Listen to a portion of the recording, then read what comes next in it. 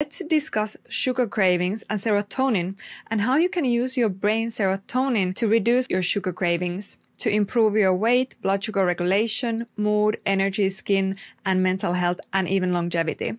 Firstly, I want to go through some signs and symptoms that might indicate that your serotonin levels are low.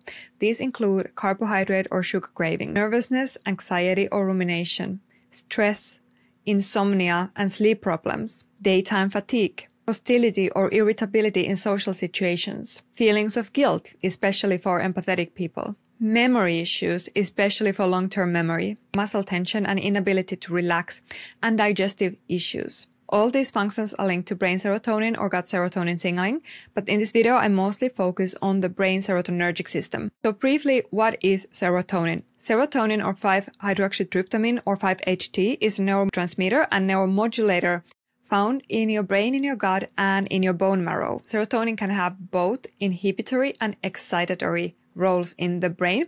For example, stimulating 5-HT2A receptors in the prefrontal cortex is an excitatory signal very important for learning and memory, whereas stimulating the 5-HT1A receptors in a prefrontal cortex have inhibitory effects, which is important for anxiety management and stress regulation. Serotonin is also an appetite-controlling hormone. So for example, energy and glucose metabolism are regulated by central serotonin 2C receptor. You probably know that dopamine is also linked to food addiction and cravings.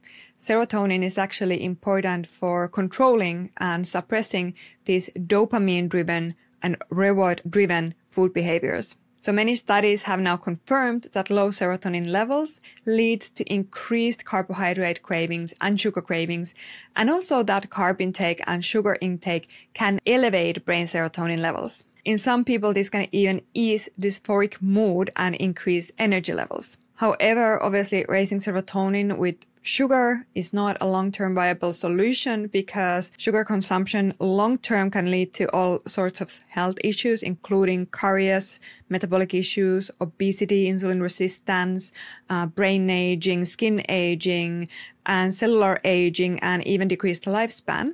So we want to know how to increase serotonin sustainably in a healthy way. So here's the deal. Serotonin is made from the amino acid tryptophan. So sugar is not actually providing building blocks for the serotonin itself. Instead, tryptophan is found in protein sources, similarly than, for example, tyrosine, which is the raw material for making dopamine. The content of tryptophan and tyrosine and other amino acids, so the relative ratio of them, varies per protein source. Tryptophan is relatively high in chicken, salmon, and tofu. In contrast, for example, red meat is quite high in BCAAs and relatively lower in tryptophan. So the step one in making more brain serotonin is to get more tryptophan. So to eat more of the protein sources that are relatively higher in tryptophan. According to 2021 review, supplemental l-tryptophan can also enhance brain serotonin levels by providing more of those building blocks into the body. But you may not even need the supplement if you use some of these other strategies that I'm going to review next. So step 2 will be getting the tryptophan into your brain. And here's the deal. If you just eat more tryptophan, that's not yet guaranteeing that it will get into your brain where your serotonin is made when we discuss brain serotonin levels per se. This is because tryptophan actually competes with other large neutral amino acids for the access to the brain. So they all use the same transporter. And the most important thing would be to increase the relative amount of tryptophan in the blood so that there wouldn't be so many competing amino acids.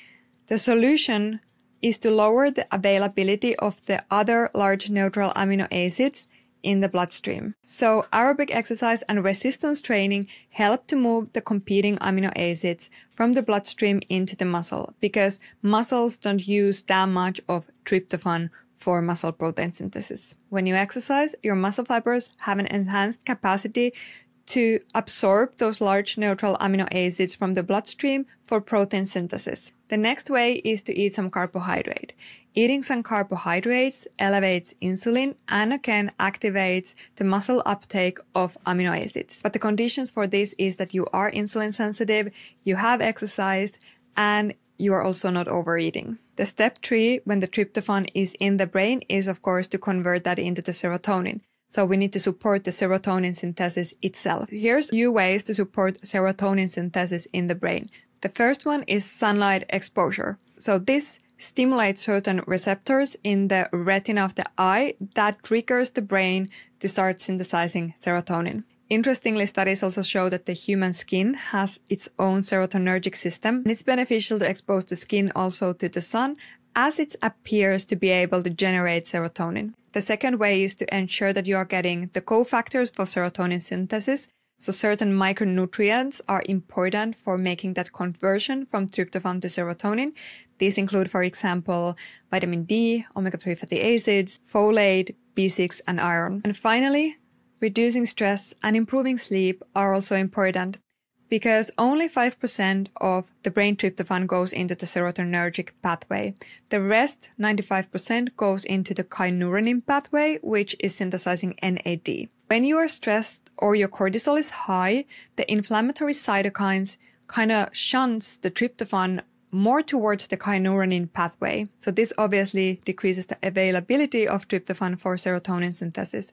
So to manage stress, for example, from supplemental side, you can take magnesium L-threonate or L-theanine. And I have a couple videos on these topics in my channel, so if you're interested, go check them out. Finally, I briefly want to mention, for safety reasons, that there is a thing called too much serotonin and is known as the serotonin syndrome. It's a pretty rare condition, usually followed by misuse of serotonergic drugs and supplements and doing too much serotonergic stimulation, and it can be dangerous, so therefore safety first. Changing some of your protein sources, maybe trying l-tryptophan supplement, managing your stress, exercising, and getting more sunlight are very healthy ways of boosting your natural serotonin production. So I just want to briefly summarize everything I just said. Low serotonin levels can increase carbohydrate and sugar cravings.